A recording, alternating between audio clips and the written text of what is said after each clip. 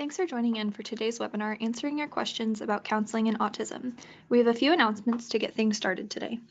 The Johnson Center hosts several free webinars throughout the year. The next one will be on Thursday, July 25th, when Amanda Tami answers your questions about ABA.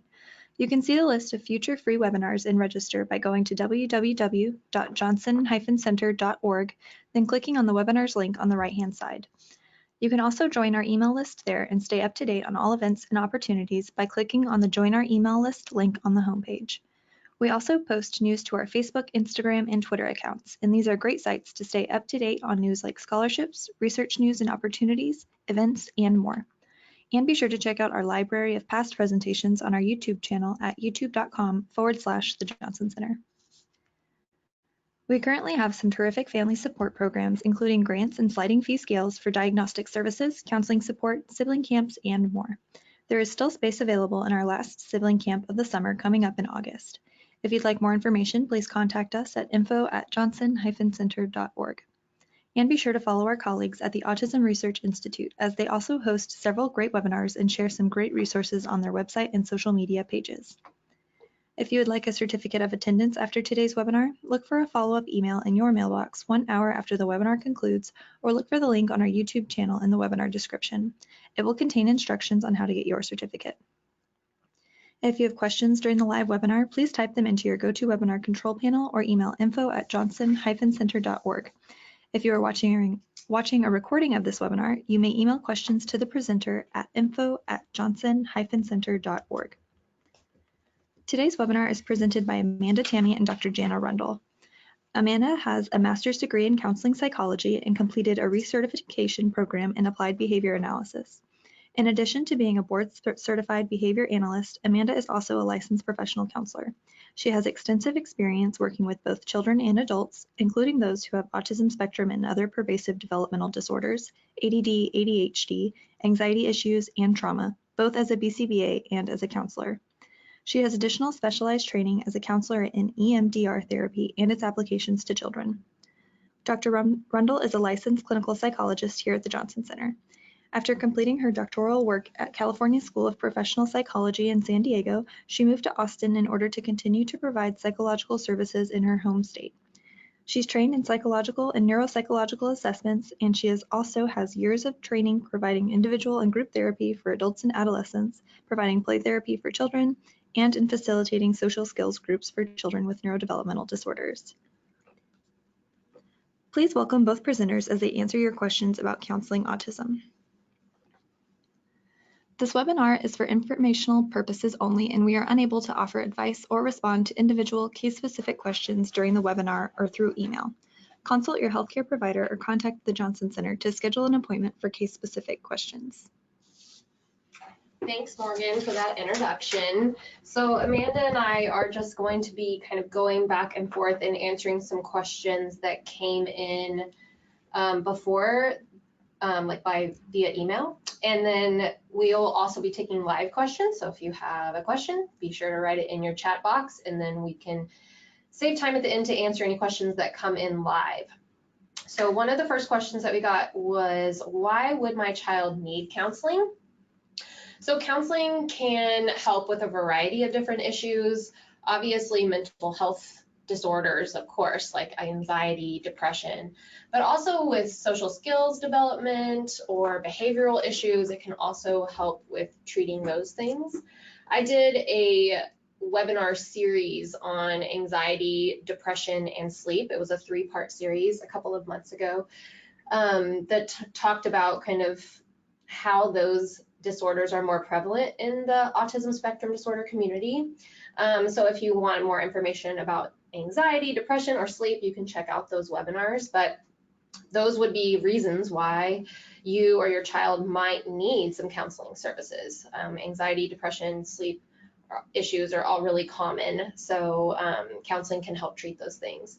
When you're thinking about a kiddo who might not be verbal, the behavioral markers for depression are something that you could look for. So the behavioral markers for depression would be changes in appetite, changes in sleep, anhedonia, which anhedonia means that they've lost interest in things that they used to be really interested in. So if they used to play with Legos all day, every day, and suddenly they don't like Legos anymore, that might be a red flag that something's going on mental health wise.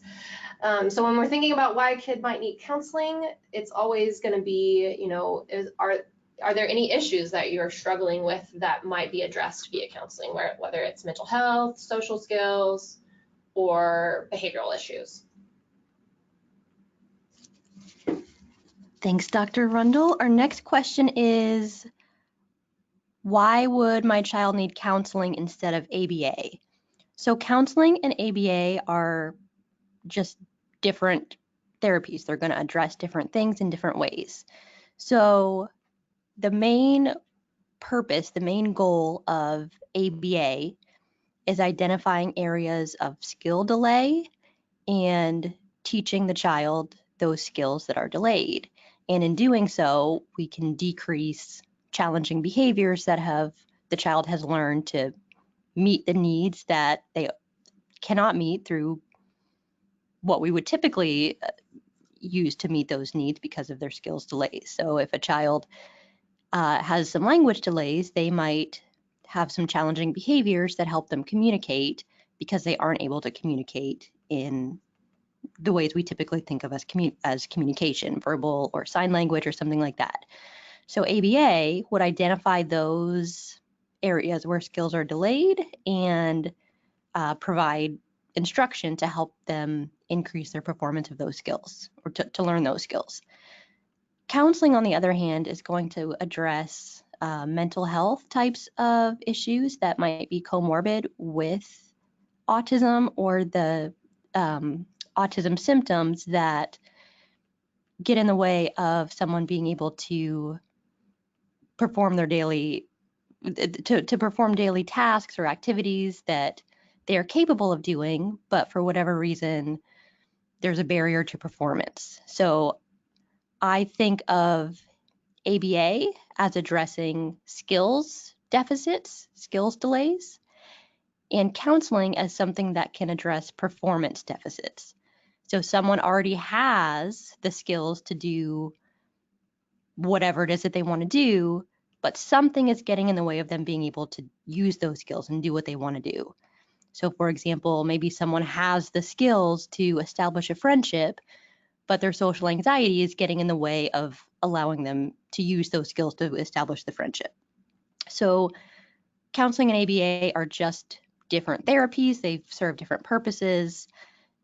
ABA being for skill development and counseling being for addressing any mental health conditions or any barriers to performance to help that person live their happiest and most fulfilled life. And I think it's important to note too that it doesn't have to be one or the other. It doesn't have to be, oh, I'm going to put my kid in ABA and not do counseling, or vice versa. They can definitely be used in conjunction with each other. But whenever you're getting kind of multiple types of therapy, you just want to make sure that the providers are talking to each other. So you want, if your child's getting both ABA and counseling, you want to make sure that everybody's on the same page in terms of treatment goals and collaborating, because it can be kind of sticky when you're having, clinicians saying different things to the same kiddo. So you just want to make sure that everybody's talking to each other, that everybody's on the same page, that everybody's working towards, goals that are going to work together. But yeah, you can definitely do both. It's not going to be a one or the other situation. Right. And to that point, it's also possible to address skills delays, for example, in counseling, or to address some of those performance deficits through ABA.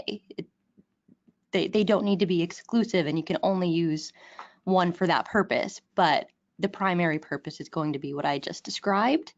But certainly, if a counselor is trained in behavior theory, they might be able to incorporate some ABA techniques, or there are now some ABA providers who are using acceptance and commitment therapy to treat some anxiety symptoms. So they don't need to be mutually exclusive. They can be used together, and you can address some of the issues that would typically be addressed in each through the other techniques. Yes. Next question is, what special considerations are there when choosing a counselor or therapy approach for a person with autism. So if we're thinking about doing therapy with the autism community, there are some things that you want to think about. And I would say arguably one of the most important things is finding a therapist who has knowledge about autism. So that can be difficult if you're in a smaller area or more rural area, but just finding someone who has some information about working with the autism spectrum population, because there are some unique things about autism, as we know, some different symptoms that kind of are hallmarks of autism that you'd want the therapist to know about. So that would be probably the first thing that I would look for, is a specialist, right? You want to go to, that's what we are, is a specialty autism center. So finding someone who's a specialist in autism would probably be the best bet, but that can be definitely difficult in the more rural areas. So just finding someone who's willing to learn and to do outside reading and training about autism. Also, something to think about is the verbal level of the kiddo. So when we're thinking about talk therapy, or, you know, kind of the traditional idea of what therapy looks like, sitting down with a counselor and talking about your problems and having the counselor listen to them and offer feedback, that is a verbal thing. That's getting verbally presented information and the therapist being able to listen to that information. So verbal skills are something to think about. But, you know, well, as we'll talk, there's another question on here about nonverbal kids and what we can do with that. So I'll answer that in a little bit, but you just want to, what the considerations I think I would think about is, what's the verbal level of my child? What are they capable of saying and understanding? And with that, kind of the capacity for insight. Are they capable of kind of understanding their behavior in a more intellectual way of why we do the things that we do? That's not really a deal breaker, though, if your kid isn't super insightful. I mean, I've certainly worked with, you know, adults who aren't super insightful. There's just a whole spectrum of capacity for insight. So that's not a total deal breaker, but it's something that I would think about if it were my kid and I was thinking about getting them some therapy, is how capable are they of understanding kind of more complex things. Also, you know, if you're talking about a kid that you want to put into therapy, finding a therapist who really specializes in children is helpful, because the developmental trajectory is important to understand, of like what is appropriate for that developmental age. So that would be important to, if it's available, to find a therapist who really is knowledgeable about working with kids. Or if it's an adult, then finding a therapist who's really knowledgeable about working with adults, because people tend to specialize in things. So for instance, I'm specialized in doing psychological testing and individual therapy with kids and adults. That's kind of my niche area. So you might find a therapist who only works with kids. You might find a therapist who only works with adults, and you want to be able to know that they are knowledgeable in what your specific problems are, if that makes sense. Can you think of any other special considerations, or did that cover it, Amanda? I guess you would want to consider what you are, why you are seeking counseling for your child or your loved one with autism.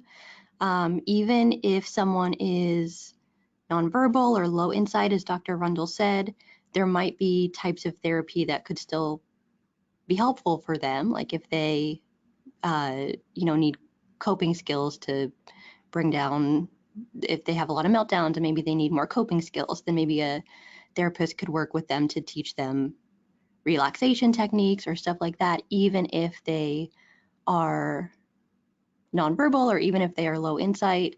There still might be different types of therapy that could be helpful for them. So as you're thinking about considerations and what we need to take into consideration when we're looking for a therapist, what is it that you're hoping to get out of therapy, and can this therapist provide that? Sure. Next question is, what types of counseling are applicable to people with autism? As Dr. Rundle just said, there are lots of considerations and lots of different types of therapy that we would use for anyone. There's traditional talk therapy, and then there's lots of other different types of therapy. And it really depends on the person and their abilities and their needs and why they're seeking counseling. So based on that person's needs and abilities, you might choose from a lot of different possible options for therapeutic approaches. There are a few types of therapy that have a lot of research to show that they are effective in helping people who have autism, and those are CBT, or cognitive behavior therapy, ACT, which is acceptance and commitment therapy, and mindfulness is actually getting a lot more research on with the autism population. So those are the ones that have the most research to show they work, they're effective for people with autism. I will note that most of those studies are done with people who have less severe autism symptoms, who are not as affected by autism symptoms, but they have been shown to be effective. And that, however, does not necessarily mean that other types of therapy would not be effective. They just have less research to show how well they work or what specific applications work best for people with autism. So in choosing what types of counseling are applicable to people with autism, it really depends on the individual person, their needs, their abilities, and what they're trying to get out of counseling. Those evidence-based approaches are certainly a great place to start, but if those don't meet the needs of your child or your loved one with autism, don't stop there. You can look into other approaches as well. Yeah, and I've talked about this in other webinars, but I'm not a clinician that adheres to like a certain theoretical model. So CBT, cognitive behavioral therapy, is like a manualized treatment where there's like a book and like it's like you do say this and then here's the homework, and they're going to go home and do the homework and come back and talk about it, and we're going to use a whiteboard and we're going to write on the whiteboard. It's very like structured therapy, and I think that's why it can often work really well with the autism community, is because it is really structured. So it kind of provides like an environment where one would know what to expect, and that can lower anxiety levels.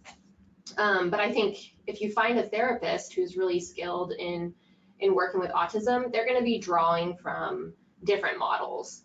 So I definitely use CBT techniques when I'm doing individual therapy, and I also love certain aspects of acceptance and commitment therapy. I draw from motivational interviewing. I draw from all kinds of areas because you really want to tailor your treatment to the person.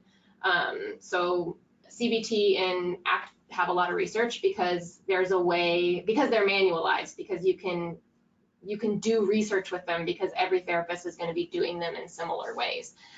So there's other types of therapy that don't have as much research because they're more kind of done based on other theories, or they're just kind of done on the fly. But I think all of these things were developed because for a reason, right? Like all these types of counseling were developed because they're effective in their own way. So I think there's all kinds of therapies that can be really applicable to people with autism. It's just kind of finding a good provider that you trust, that you feel like works well. Finding a good fit, I guess, is what I'm saying in your therapist. Would you agree? I agree. Okay. All right, so the next question is, should counseling be considered for siblings of children with autism, and why? So this is something that we really believe wholeheartedly over here at the Johnson Center, as treating kind of this system, right? So if you have a kiddo on the spectrum, there's usually a system involved, whether that be parents, siblings, caregivers, the treatment team, like all of the people that are involved with the kiddo with autism. So we definitely believe in helping support the whole system, whether that be siblings or parents. So I think if siblings of kids with autism can have a lot of stress, and it can be really stressful to be in a household with a kiddo who has a lot of needs or special needs. So we definitely see kids, siblings individually here for counseling. We also do a sibling camp every summer that Morgan talked about a little bit in the intro, but we have one coming up in August. That's like a week-long camp just for siblings of people with that have siblings of kids on the spectrum, where we help support them and help develop coping skills. And it's all about supporting the siblings, because being a sibling is already hard enough, especially if you have a brother or sister with special needs. So common things that you might see with a sibling with autism is, taking on the caregiver role, not getting enough attention in the house, being resentful of the kid who gets all the attention, because kids on the spectrum do need special attention and considerations. They usually have a lot of therapies to go to. They usually need a lot more support, and that can kind of be detrimental to the whole system. So I think it's really important, if we're thinking about a kid with autism, that we think about the whole system of how do we support the siblings, how do we support the parents, how do we support everybody and get everybody on the same page so that the system works well. And that kind of leads into my next point, is if you're a parent of a kid with autism, that it's really important that you seek out your own support, and that can look different for everyone. I think it's finding what works for you. That can look like support groups, like what's a good online support network? Autism Speaks, something like that. Autism Speaks, Autism Society.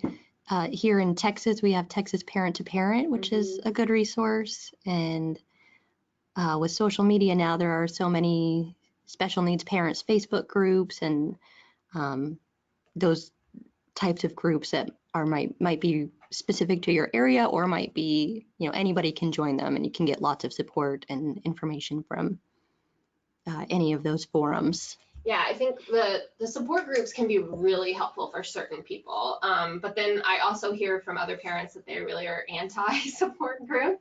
And it just, it really just depends on the person, whether that's going to be helpful for you or not. So, finding a support group, like a Autism Society kind of thing, or perhaps it looks more like family counseling or individual counseling. It can look like just being really good about your own self-care, working out, eating right, taking vacations, like all of these things can help support. But I think it's when we start focusing on the kiddo with special needs and start neglecting other areas of the system, and that's when, it can really, everything can kind of really break down, because what the kid can be in, 40 hours of ABA a week, but they're still going home and living in that environment and sleeping in that environment and waking up at home with the parents. So it's really important that we support the whole system so that everybody is working together for the good. Okay, that's my spiel about sibling support and parent support. Okay. Oh, I'm the next question too. Okay. Are there counseling options for pre-verbal or minimally verbal people with autism? So this one's tricky, because when we think about counseling, we think about talk therapy. Usually with kiddos here, we do more like play therapy, like play-based kind of therapy, but it still does involve, talking about issues and listening to the therapist and what they may be saying. There is some research about music and art therapy with nonverbal kiddos. So I definitely think that it's possible to get some therapy with nonverbal or minimally verbal kids with autism. It's just finding someone who's really knowledgeable in that area. That's always going to be my spiel, is finding someone who knows what they're doing, because not all therapists are created equal. I wish they were, but they're just not. You got to find a good fit. Another thing that's been coming up in the research lately is this treatment called PCIT, which is Parent-Child Interaction Therapy. And PCIT is interesting because it's basically helping coach the parent. So it's done like if you're doing traditional PCIT, it would be done behind a one-way mirror where you are playing with your child, whichever child that you're trying to support or help.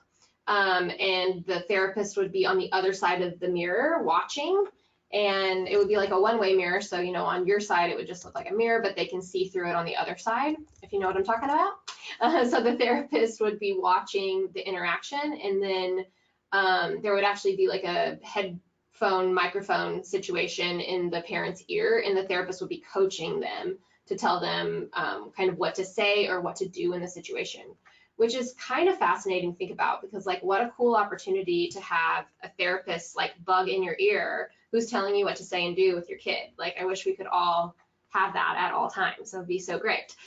So there's some research, like early research on that with autism and even lower functioning autism. So I think that's really a promising area. It was originally developed for kiddos with like behavioral issues, and then it's modified a little bit to work with like autism specifically, or kind of minimally verbal kiddos with autism. So they take kind of the theory of PCIT and then just make little modifications to help it work with kiddos who are like minimally verbal. But the whole idea is to help promote the parent and child interaction and to have better interactions. And they have all kinds of good outcomes, from, you know, decreasing problem behaviors, increasing verbal skills, all kinds of good outcomes. So PCIT would be something I would look into. You have to find a therapist that's trained in PCIT. So when I was looking around, because I know it's just going to vary from area to area, but there is a website, is PCIT.org, that has a list of providers. So you could look on list of provider and see if there's one in your area.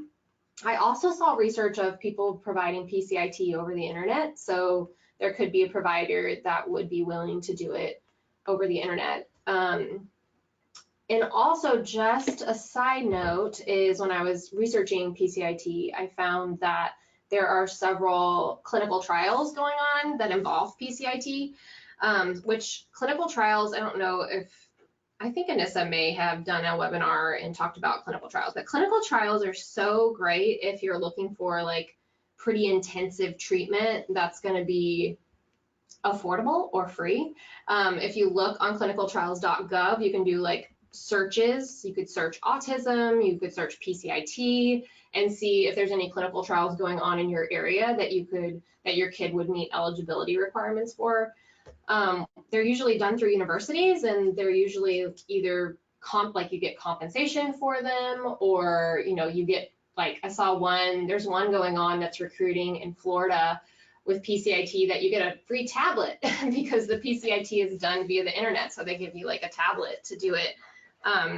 So that's always something that I would look into, is like what clinical trials are going on, to see if any of them have any kind of therapeutic based interventions. Some might be therapeutic based, some might be medically based, but clinical trials are always a great way to get very good care, because it's all, you know, with research, and we do research here too, everything's going to be like the best of the best, because it's all, you have to like get everything approved, and everything has to be ethically done. And so it's all going to be, you know, if you were getting PCIT through a clinical trial, it's going to be someone who's certified in PCIT, who's done a ton of training in PCIT. So it's kind of like getting the cream of the crop, if you will.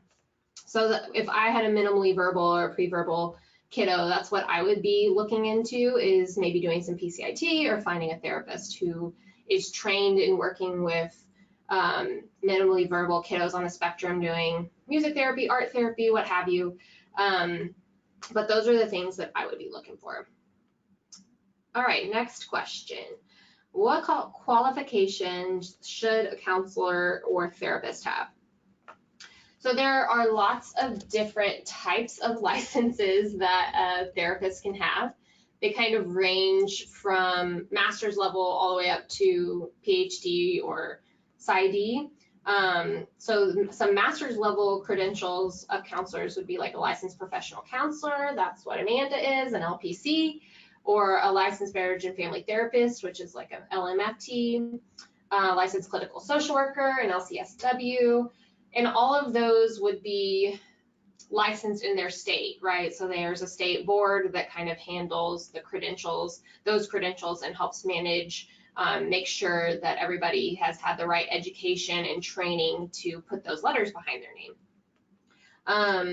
And then at the doctoral level for counseling, you either see a PhD or a PsyD, which is a doctorate in psychology. I'm a PsyD.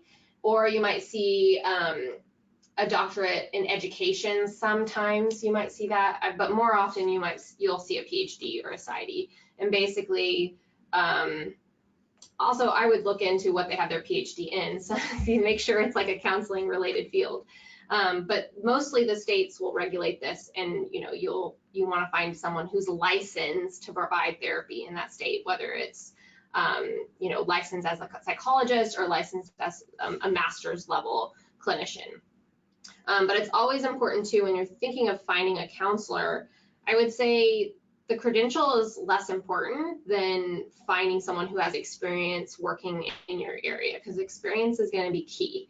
Finding someone who specializes in autism or developmental delays or whatever it is you're trying to focus on, depression, anxiety, whatever it is, finding someone who really has experience in that area, I would say, is the most important thing. Credential is less important, I would say. What do you think, Amanda? I agree. Certainly you want someone who is licensed so that you can make sure that they are following the rules and their ethical codes, but experience with autism and the right fit for a therapist is more important than, say, I'll only work with someone who's a PhD, or I'll only work with someone who's has a certain credential. The right fit is much more important, as long as they are licensed. Yes. It's also possible to see someone who is pre-licensed, so they are working toward becoming licensed, so they're getting supervised experience and supervised hours. So that would be like here in Texas, they're called LPC interns or postdoc students.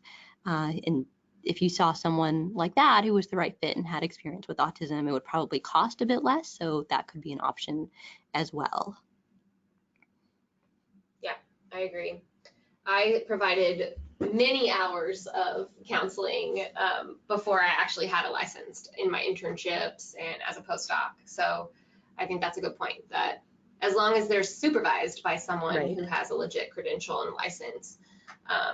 And yeah, finding an intern or someone getting their postdoc hours is often the affordable way to go. Mm-hmm. Okay, the next question is, how can I support my child and set them up for success before and after counseling sessions? So before starting counseling, before your child goes to their first counseling session, I would suggest having a conversation with them about what this is, who you're going to see and why, and what that means for them. So Dr. Rundle, who is a doctor, always encourages her new clients' parents to tell their kids she's a doctor, but she's not like your regular doctor. You're not going to get any shots. You're not sick. You're not going there because there's something wrong with you or because you need to take medicine. It's not that kind of a doctor. We also recommend that you tell your kid that this is a safe place where you can talk about your feelings or talk about what has happened to you or talk about your experiences, and you're not going to get in trouble. You're not going to, the counselor is not going to yell at you, or you're not going to get consequences for anything. This is your safe place to go. And depending on the age of the person,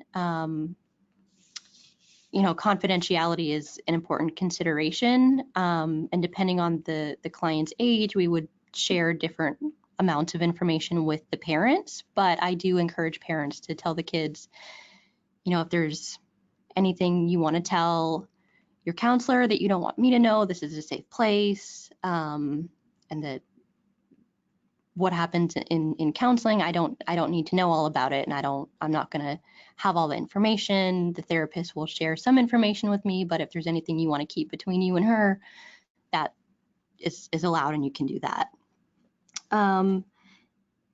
After counseling sessions and between sessions, so I always recommend that the parents and the therapist meet periodically at least to talk about progress, but also to talk about strategies and what the parents could be doing at home to help the child or to generalize what's happening in the therapy session so that the child can use those strategies in the real world when they need them, when issues come up, that they can use those problem-solving techniques or those grounding or mindfulness techniques to help them get through a difficult situation when it's actually happening.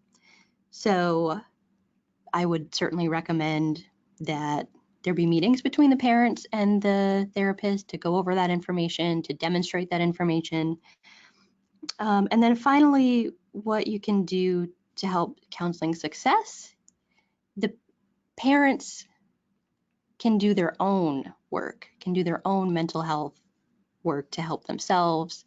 So often in any parent and child interaction, regardless of whether a child has autism, the parents and the child are frequently triggering each other. So a child gets really upset. It's not a good time for a meltdown. Parents then get angry because this is a terrible time to have a meltdown. Just as an example, this is not a big deal. This is nothing to get upset about. So parents are now getting frustrated with the child. Child feeds off of that and gets even more upset or gets even more angry or defiant. And it just kind of goes in a circle from there. And so often we're just triggering each other. So if parents are able to do their own work to help themselves recognize their triggers and deal with their triggers and not have big reactions, not have such intense emotional reactions, even if they're not, even if they're able to keep their reaction inside and not show it, they don't have an explosion at their child, they just keep it all inside, the kid can feel that. The kid can feel that the parent is upset, even if the parent doesn't say so. And so that escalates the child as well. So if the parent can do their own work to decrease their own emotional intensity and manage their reaction to their triggers, that goes so far in helping not only their relationship with their child, but their child's ability to cope with their own intense emotional experiences. Do you want to add anything before I move on? No, that sounds good. Okay. The next question, this is similar to what I was just talking about. How often would you recommend I meet with a therapist to discuss my child's progress? So different therapists have different ideas about this, and there is no right answer. Even for me personally, I make this decision based on the individual client, the individual child. For some kids, I will meet with their parents either at the start or the end of every single session for 10 or 15 minutes. And this helps me to know what's going on, to, if there are things that need to be addressed during that session with the child, I get that information. If we're making progress very quickly or there are things that I want the parent to be doing at home, I might meet with them more often. And for other kids, especially some older kids, I will have parent sessions about once a month or every 6 weeks where in place of my session with the child, I'll have a full 45 to 50 minute session with the parents to talk about progress and what they can do. And it's also an opportunity for me to get more information about anything that I'm seeing or that the child is reporting to me. So it really depends not only on the therapist's preference and style, but also on the needs of the child. And like I said, there is no real right answer to that question. Okay, how do you encourage or ensure that practices are continued outside of therapy sessions, for example, at home or at school? So generally, for the most part, when someone is in a relationship or a counseling relationship with a therapist, the the client sees the therapist once a week, maybe twice a week, maybe only once every other week, or possibly even less than that. So usually counselors are not very hands-on with what happens outside of the session, because the therapy relationship is a once a week or maybe twice a week meeting. But there are things that a therapist can do to encourage that practices are continued outside of therapy sessions. Usually they can't ensure that they're happening outside of sessions, but they can encourage it. First, as I was just saying, the therapist should be meeting with parents periodically to share techniques or to share strategies, to coach the parents on how they should handle different situations. So working with the parent to continue those practices at home, not only for the actual parents, what they should be doing, but that parents can prompt the child to use the strategies that they're learning in the moment when they need to use those strategies. I will also sometimes consult with other therapists who are working with the child. So if a child is seeing me for counseling and they're going somewhere else for ABA, I might work together with the ABA therapist or the BCBA overseeing the case to see what of what we're doing together can be incorporated into their other therapies, or vice versa. What are they doing that I can use as well? And for some of my clients, I will also consult with their school, their teachers, to or school counselors or behavior specialists at school, anyone at school who is willing to work with me. I've even gone to IEP meetings for some kids, and sometimes at school, if they know what we're working on and they know what's working for the kiddo to help them manage their anxiety or to help them cope with a tough transition or an unexpected change, they might be willing to use those same techniques.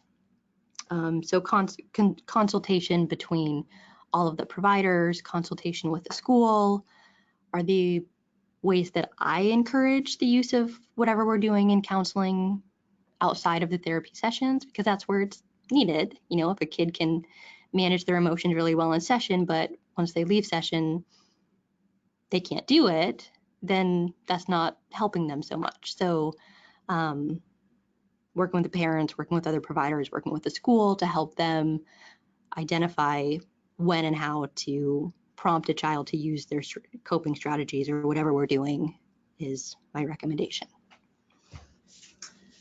Okay, here's another question we got emailed. I have an adult son with Asperger's as well as other medical conditions. He's been having meltdowns one after another. He's extremely noise sensitive, and that stops him from functioning and it causes him pain. So obviously we don't know this client, so we can't speak specifics. But it is, when we're thinking about autism, it's important to remember that autism is a neurodevelopmental disorder. So it changes the way the brain is organized and the way the brain functions. So it is very common that kiddos on the spectrum have sensory sensitivities, is what I would call them. They're sensitive to sensory stimuli. In fact, I was telling Amanda today that there's actually like genetic markers for these kinds of things. If you ever if you get your genes processed like through 23andMe, there's a genetic marker for this thing called misophonia, which is like sensitivity to like chewing noises, or sensitivity to, probably they wouldn't be listening to this webinar because we're talking and there's probably noises from the mouth. But anyways, misophonia is like a sensitivity to those things, and there's a genetic marker for that. And it's the same way when we think about autism, like these kiddos can't help their sensory sensitivities. It's just the way that their brain processes that information, and it can be extremely difficult for them to hear certain noises, or be really sensitive to like even noises that we don't really hear or care about can be really really painful for them. So it's just important to know that, you know, they can't help it, basically, is what I'm saying. And I think when we realize that, it kind of helps us develop some empathy, that, you know, they obviously don't want to be in pain. This is something that they really can't help. So knowing that, likely this is going to be a problem, sensory sensitivities might be a problem kind of throughout the lifespan, is thinking about ways to minimize the pain, right? So I'm thinking of sensory sensitivity to noise. Something that might help is noise canceling headphones. There's the technology these days on these noise canceling headphones is phenomenal, and they can be a little pricey because you're paying for the technology, but you're also talking about someone's functioning level. So it's important to think about, like, how can we minimize pain in the best way possible.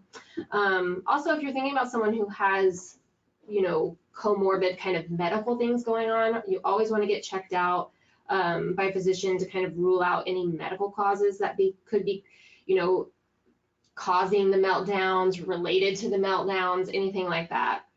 We also have a great webinar on meltdowns specifically that I think, Amanda, did you do it? Mm-hmm. Amanda did it, on meltdowns. So that would be on our YouTube page. You can always go back to see the archived webinar. So if you needed more information about meltdowns specifically and how to handle those, that would be a great resource.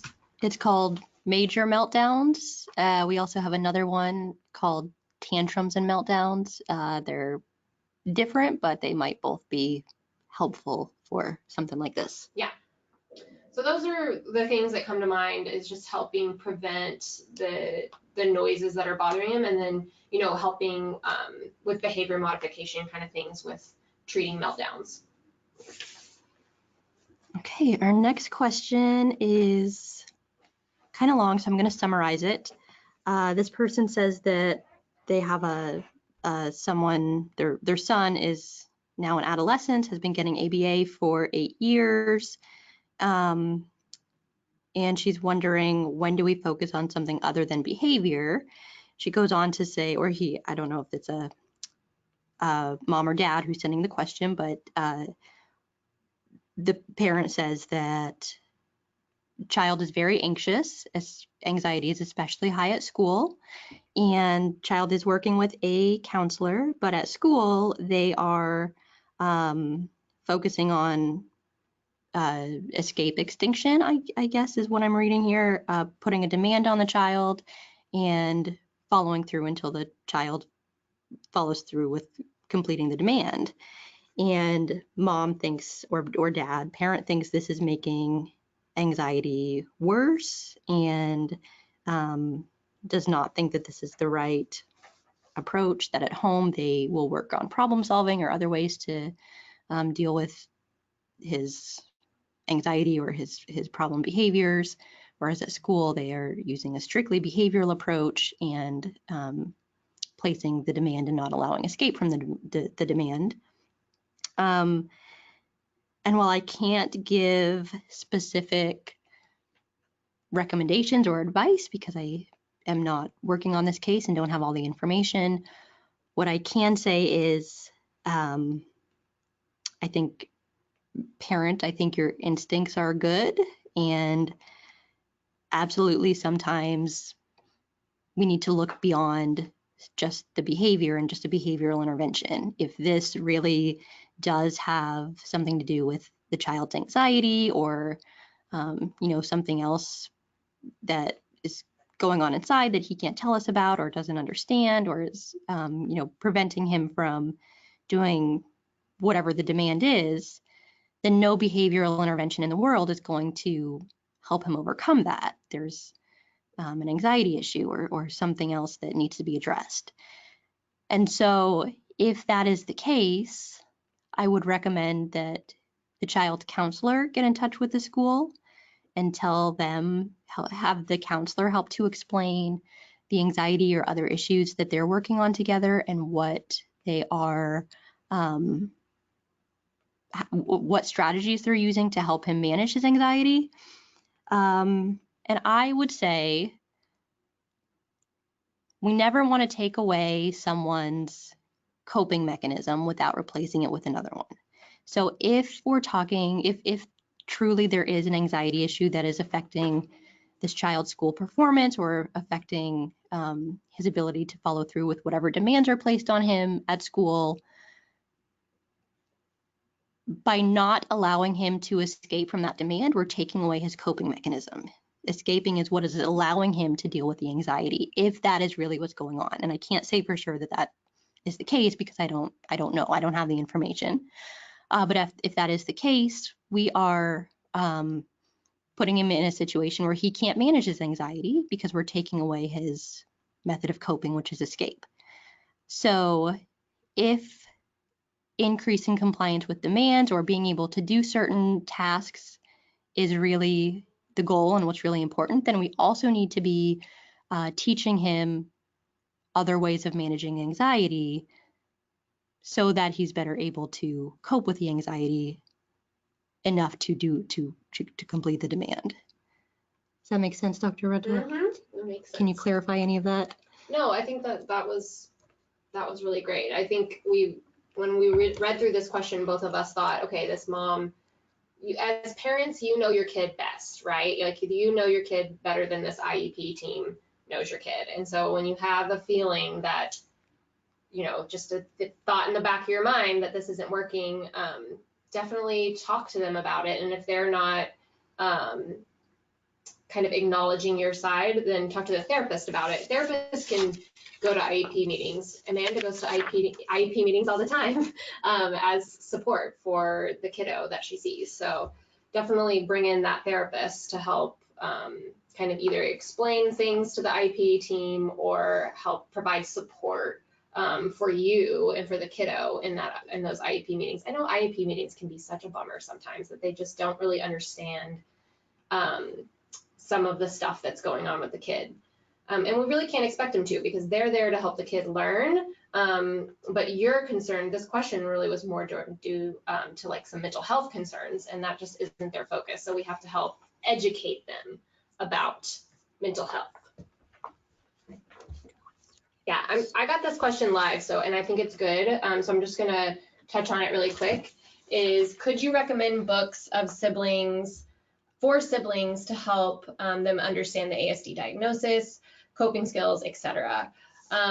So yes, there are some great books that I can recommend that I don't know the names off the top of my head, but I think that's a great question. And so what I'm going to do is when I get back to my office, I will look on my bookshelf and write down the names we're in Amanda's office that way. So that's why I can't tell you the names off the top of my head. But we do have some books, and so I will write them down and email them out. So if you really want that information as well, you can email info@johnson-center.org, and you can get that list of books that we will compile. Great. Yeah, this is a good question. Okay, at what age does a child age out of ABA? I have a 6-year-old with autism, high functioning, who gets 20 hours of ABA. He memorizes programs and flies through them. So there is no hard and fast rule about when a child is too old for ABA or when we can't do ABA anymore. A child ages out of ABA when they have met all of their treatment goals, when they are performing at the level that was determined at the start of treatment, that once they meet these goals, then they can be done with ABA. So if this child gets 20 hours of ABA and flies through his programs, I would say, I would ask, is he learning anything? Is he gaining any new skills by being in this ABA program? And if so, that's great. Even if he's just memorizing them and moving very quickly through the programs, if he's still gaining skills, then that's wonderful, and let's keep going. If you're finding that he's memorizing things but not actually using the skills that he's supposed to be learning in the real world, then the ABA provider may need to plan for and incorporate more ways to increase generalization. So doing therapy outside of a clinic, doing the therapy at home or in community settings, so that the child is learning the skills in the environment and in the situations where he or she would actually need to use them. And if he's getting 20 hours of ABA a week and you're finding that there is no gain, memorizing facts but not using anything, and it's doesn't seem to be generalization related, then maybe it's time to look at other options for therapy, maybe a different ABA provider if there are still lots of skills to be taught, or if he's 6 years old, he might be starting in first grade until maybe he can get the services that he needs through school at this point. So there is no real hard and fast answer to that question, but I would be looking at the child's progress, and even though they're memorizing a lot, are you seeing skills acquisition? Are you seeing acquiring of knowledge, but also use of those skills and that knowledge outside of the clinic? And that should be what determines when the child is ready to graduate from an ABA program. Yeah, I have heard, like, are we out of time? We have a few minutes. Okay. I have heard, like, anecdotally that some ABA clinics kind of use a kind of cookie cutter approach to everyone, and they treat everybody that comes in the same, every kiddo the same. This is the program they're going to get. It's going to be the same for everyone. And I have heard of those types of cookie cutter clinics kind of graduating people before they're ready. Like, oh, well, he went through our program. We've worked on every single goal in our program, and we're just going to graduate them on and then parents come to us and get really frustrated because, you know, as a parent, you know that your kid is not at the developmental level that you think he or she is capable of, or at the developmental level that you think he or she needs to be at. So I'm kind of reading between the lines on that question, but you may be saying they're about to graduate him and I don't think he's ready. And if that's the case, I think talking to them about what your expectations are, what you think he should or should not be doing, and if they're not willing to work with you on that, then finding a provider that really is willing to work on the things that are important to you as a parent. I don't know, do you agree, Amanda? I do, and also when we're talking about aging out of ABA, there are lots of clinics that have an age cap where they only see kids up to age 10, for example, or sometimes, you know, different ages. Some see kids up to age 5 or 6. So depending on what the clinics, what ages they will take and what ages they will work with will also determine when the child graduates from that ABA program. That doesn't necessarily mean that the child is done with ABA or couldn't benefit from more ABA. It just may mean that the child can't get ABA from that provider anymore, but could still benefit from ABA elsewhere. Yeah. And we're going to do, I say we, but it's really Amanda. Amanda's going to do a ABA webinar next week. I think it's in 2 weeks from today. 2 weeks from today. So if you have more ABA related questions, then she can definitely talk about them on that webinar. I think that's a Q&A as well, correct? Yep. Yes. Yeah, so if y'all have ABA specific questions, and that one really was, but I thought it was a good question, so we wanted to hit it today. If y'all have ABA specific questions, be sure to email them to info@johnson-center.org, and she can answer them in 2 weeks on her ABA webinar. But yes, not all therapists are created equal, not all ABA programs are created equal. And it can be, you know, really difficult to find one that's really going to meet your needs, especially if you live in like a more rural area or in a smaller city. It can be really, really hard, really challenging. Okay, I think that's all the time we have for today, but please follow the Johnson Center on Facebook and Twitter and Instagram, sign up for our email notifications, and remember that all of our webinars are archived on the Johnson Center's YouTube channel, so you can watch any webinar. We don't send out copies of our slides or anything, but you can rewatch the webinar as many times as you want from YouTube. Thank you so much for being here, and I hope that you join us again in 2 weeks for the ABA Q&A.